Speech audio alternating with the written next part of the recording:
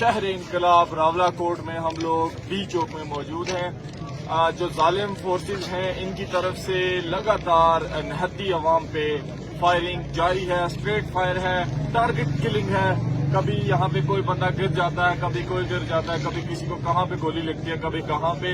تو کوئی پتہ نہیں ہوتا کہ ہم میں سے کس کس کو یہ ٹارگٹ کر کے شہید کر دیں. دوسری طرف اگر دیکھا جائے تو ان کی بربریت کہاں تک پہنچ چکی ہے. خوراک اور میڈیسن یہ چیزیں تو انہوں نے بند کی ہیں. انہوں نے کمپلیٹ بلیک آؤٹ آج 3 دنوں سے راولاکوٹ کو کیا ہوا ہے. یہاں پہ جو الیکٹریسٹی کا نظام تھا اس کو بھی مکمل طور پہ انہوں نے بند کر دیا ہے.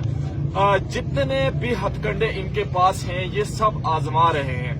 بہت سارے ابھی بھی دیکھیں فائرنگ ہو رہی ہے. بہت سارے ہمارے بھائی شہید ہو چکے ہیں. یہ ان کی طرف سے ہمارے اوپر فائر کیا جا رہا ہے. ابھی جب تھوڑی دیر تک یہاں پہ دیکھیں گے تو شاید کہیں ارد گرد کو بندہ ہمارا گرا ہوا ہو, ایسی صورتحال ہوتی ہے. دوسری طرف جو ہمارا منگ والا قافلہ تھا کل, اس پہ جو کریک ڈاؤن کیا گیا ان ظالموں کی طرف سے, اس کریک ڈاؤن میں بہت سارے بھائی شہید ہوئے, جس میں ہمارا ایک اسامہ بھائی جس کا ایک مشہور نعرہ تھا کہ جوانیاں لٹائیں گے انقلاب لائیں گے, اس کو بھی ان ظالموں نے شہید کر دیا. اور وہ اسٹوڈنٹ تھا ایک یونیورسٹی کا, آئی تھنک اسلام آباد یونیورسٹی کا وہ اسٹوڈنٹ تھا.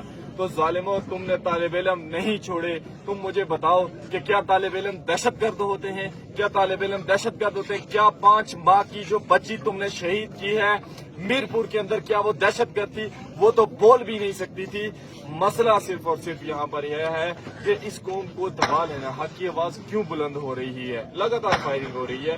حق کی آواز کیوں بلند ہو رہی ہے؟ لوگ اپنے حقوق کے لیے کیوں اٹھ کے آئے ہیں؟ ان کے پیٹ میں جو اصل درد ہے وہ یہ ہے کہ اگر آج ہم نے ان کو حقوق دے دیے تو کل جو چیزیں رہ جائیں گی یہ پھر مانگیں گے.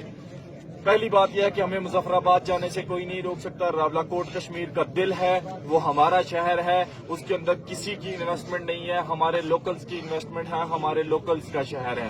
کشمیر کا دل ہے, خون کے آخری قطرے تک. یہاں پہ اگر تم لوگوں نے ہمارا آخری خون کا قطرہ بھی بہا دیا تو ہماری نسلیں اٹھ کے اس شہر کو واپس آباد کریں گی. ہم یہاں پر اپنے اسامہ بھائی کا وہ نعرہ لگانا چاہوں گا, میں سارے بھائی مل کے جواب دیجئے گا, جوانیاں لٹائیں گے,